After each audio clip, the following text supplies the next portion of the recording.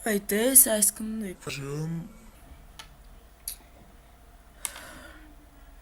Евротрък симулатор. Значи играта е много интересна, реалистична. Зад виждате един мой камион в момента. Значи ако имате пълната версия на играта, и дори да не е пълната, дори да е демо версията, която обаче може да играете най-много до четвърти ранг и сте шофьор новак, не като ето тук шофьор професионалист на 16 ранг. Значи за да започнете в Евротрък симулатор, трябва да създадете акаунт. Давате на създаване.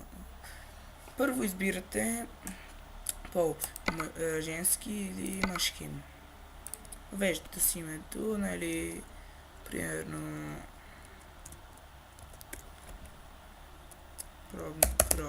примерно, и тогава избирате снимка на вашия фьор. Има хипер много видове, този кеф е този, добре. Сега избирате марката камион, която предпочитате да започнете като първа марка. Мен са хубави камиони, но още не ми харесват. Тук няма скеня. Ето скеня. Значи това са вариант, са много мощни камиони, но като цяло не са толкова модерни отвътре. Много ми е малко стъклото на тези. Бих избрал това. Защото вие първия, значи без да откриете дилър на камионите, вие ще имате отворен дилър на тази марка камиони, които изберете. Фирменото лого избирате. Примерно това няма значение и това са всички. Тук избирате името вече на компанията. Примерно и това, нали. Избирате си езика, аз съм си избрал български. Игрови модул, той е заключен в принцип. Така. Създай. Тогава веднага естествено излиза на вид контрол. Клавиатурата е за най-начинаещите. Шофирна с клавиатура е лежа наляво надясно мишката. Значи той е за най-начинаещите и не е толкова прецизно самото шофиране. При шофиране с мишка вие въртите камиона с мишката и контрол на мен е изключен, защото не съм се включил в момента. Иначе най-реалистично е с контрол, естествено. Мишката, аз ще избера мишката. Тогава веднага ви излизам вид така да се иде. Значи, прости автоматик. Сега искам да намаля малко този звук, ме дразни и жестоко.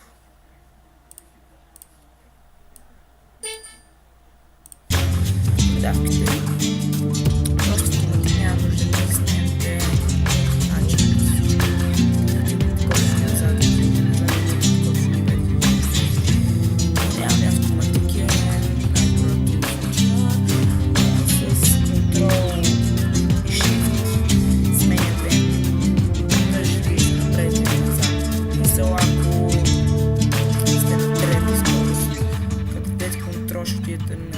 и още един под контрол, отивате на задната скорост. Така, при подредената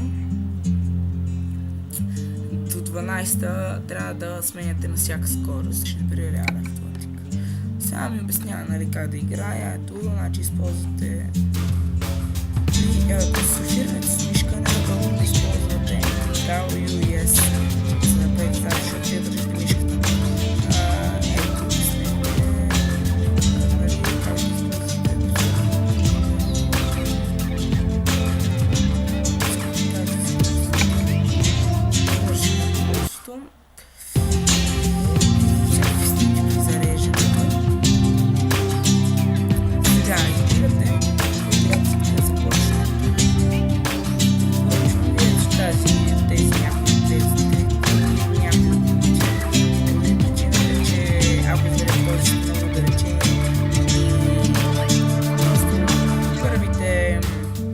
Работа, които ще свършите, не са много близко.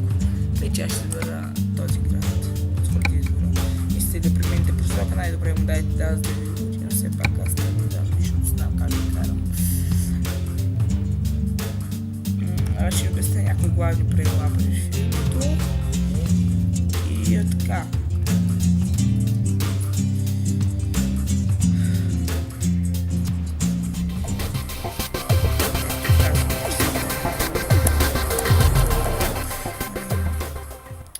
Ето както виждате, нали, много хубаво, това са много хубави камиони.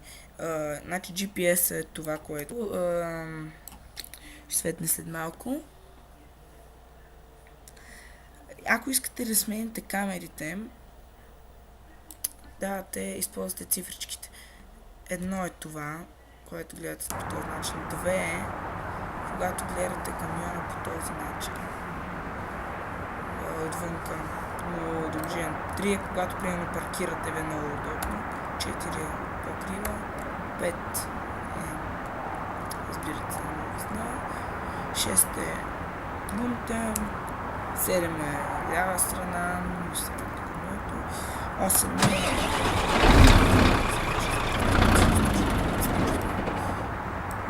е за... Значи, това, което излиза долу, виждате сега на въртя го, показва колко е завъртян камион, то го има само като шофирите с мишката. Иначе няма това нещо. Това отстрани е GPS-а, който ви помага и някъде да стигнете, пише ви към колко часа и кога ще стигнете. Като натиснете F6 ви излиза кога ви очаквате, след колко време е следващата ви почивка и други подробности. Считате по ремаркето и камиона. Ако искате да се улетвате повече, трябва да сте в това меню и да натиснете Enter, да цъкнете с мишката на обадете на път на помощ, който е Enter. Но за да можете да използвате мишката, трябва да дадете F1, за да се направите пауза, нали. Значи това е, ако имате кратки съобщения, това да се връщаме на F5. С F3 контролирате дали да е така или така, аз така го обичам, защото не знам, аз ги знам просто. F2 ви е огледалата, страничните, аз казвам само това, това е пауза. F4 е за светлините.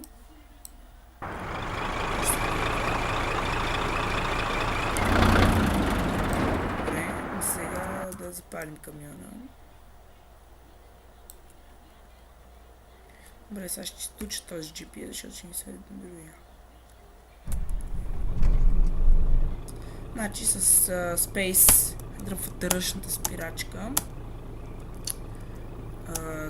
Значи ако пробвате да натиснете газ при Space, ви излиза веднага, че ръчната спирачка в ръчната изключите може. Значи тогава, ако сте избирали както мен всичко, натискате Shift-а, както виждате ви смея предаката. И може да натиснете гъста. Това потегляме. Внимателно карайте в начало. Значи.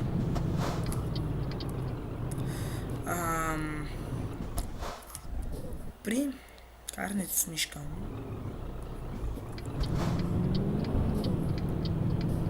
е по-удобно да смените копчетата за мигачите, защото иначе те са скобите до Enter.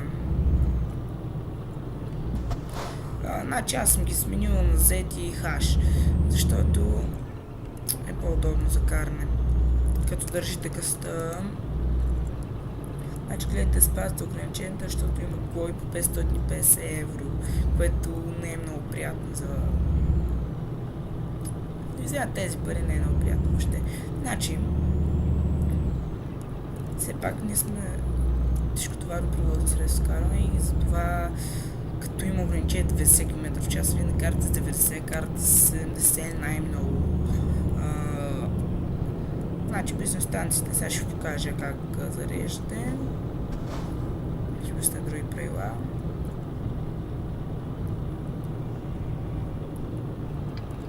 Ще трябва да се покажете с малките плана. Ставате на място, трябва да ви е самия камион място. Тогава той казва, изключете двигателя с I, се запалва и се изключва двигателя. Съответно става и с гъста. Значи тогава задържите Enter. Почва да се пълни, пише ви цена на дизела, най-ефтината е да е 46 цента. Няма да зарежда много. така запавате. То ще ви плати директно. Значи вземат за 1000 евро, които имате. Това са много малко пари за тази игра. Един камион струва около 100 000 на евро камиони. Ще погледаш в леталото. Няма никой да спекати си изяснен път. Значи, сега като стигнат там, искам да ви обясня за фаровете, за читачките и други по-така неща. В другите епизоди ще обяснявам за неща като радиото, контроль на таблото и така нататък. Малко бързо карам, просто бързо, защото все пак клипът има някакво време. Значи, ако ви се наложи спешно, най-добре дайте екзит му давате, нали? И за да ви това. Дайте му опции. Геймплей. И ако ви се наложи спешно сила на спирачките. И може да увеличите или намалите силата на спирачките. Ако е спешно да спрете, увеличавате, нали? Може да си използвате мили, ако сте в Америка. Защото там ограниченията са написани в мили. И глобяват много жестоко, като не знаеш колко мили, примерно. Значи има един проблем, като спрете, че не виждате светофарите, ако сте на първа линия. Значи вие се движите из карусерията, като се държате десния бутон на мишката. Имат много подробно. Значи аз ще карам така, иначе самата така, най-отдолу е като малко свалите малко по-долу. Значи давате си мигаш естествено, признаваме.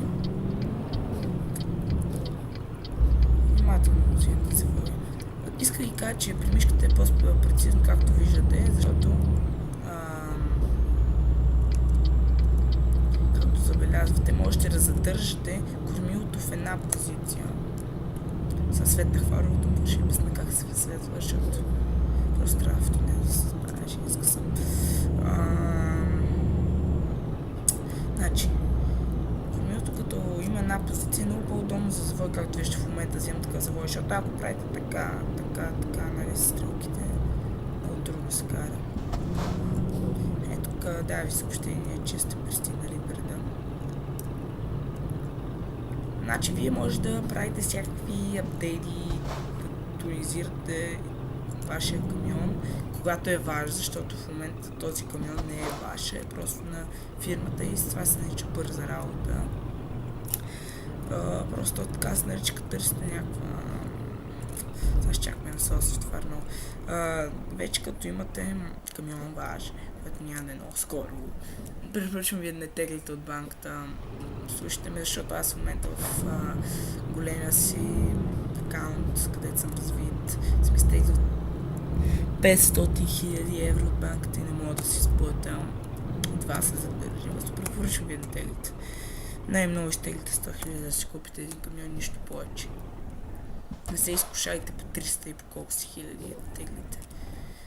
Значи, но не си купуйте скъпи камиони, защото вие в началото няма да можете да си купувате скъпи камиони, защото значи вие в началото можете да си купите около най-много първите камиони на всеки един дилър.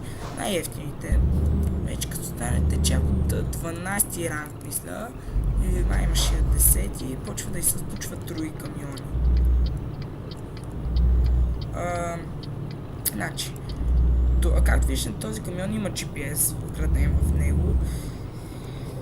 Значи, като има GPS вграден в него, може да карате без да гледате това, но не може иначе да карате някакво да ви опъти. GPS се вгради да стане кормилото по този начин и цялата карусерия да изглежда по този начин. Се купува нещо, което се случва малко по-нататък, като имате ваш камион, нали? Аз задържам и кажа, защото тук пази. Значи, пристигнахме. Ако не желаете да паркирате, аз няма да паркирам. Ето, излиза ви, за да пропусне паркирането на ремаркето и да завършите доставката, вие ще изгубите, нали, бонус точки за паркиране. 45 точки са не са толкова много. И да, вече ви дава...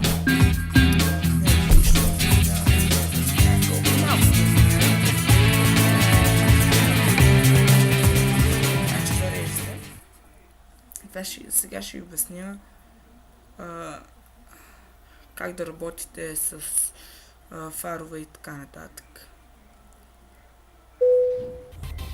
Ето, това е вашия гараж, който означава много добре само. Това е напълно точно както казахте началото. Ето, пазар на товари, когато ето е бързата работа. Сега взема някаква бърза работа, не искам да нещо се затваря, което се казвам. Нещо не искам, аз няма да карам, просто само да ви покажа. Фарове и така. Карта на магистрала само да кажа. Значи, най-много самите тирове, така да ги нарича, карат с 80 и много рядко дигат над 80 всъщност. Един камион и ведо. Значи, за да може да включите чистачки, трябва да можете да е запален камиона или фарове. Палата с камиона си. Значи да откачите ремаркета, аз ще го откача с ти. Само искам да съм тръпна, където ми трябва в момента.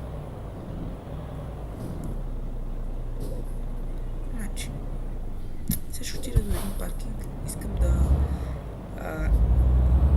си почина, да спя. Не на всички камиони е много хубави мигащи, някои са много шумни.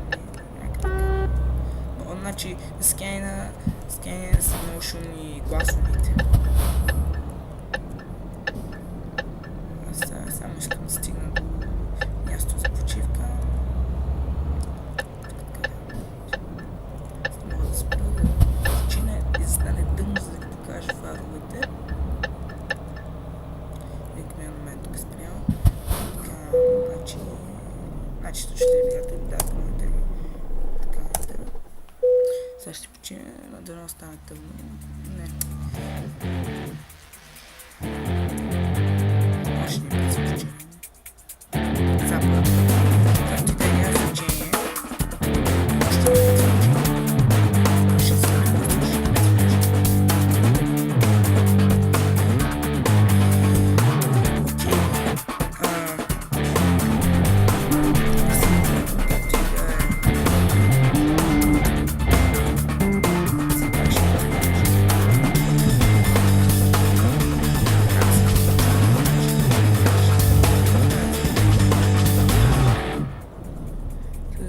значи.